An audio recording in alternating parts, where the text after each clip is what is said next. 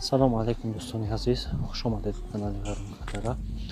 Наворе ки имрӯза барои шумо пешниҳод менамоем мошини фурӯшӣ фотон борбардориш 8 тонна соли барориш 2007. Мошин дар ҳолати хуби техникӣ қарор дорад.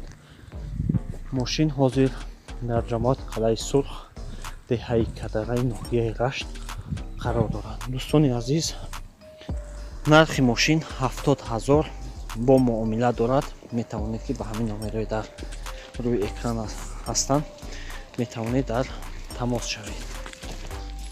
барои пешравии кори мо дӯстони азиз, лайк ва комментария фаромӯш насозед.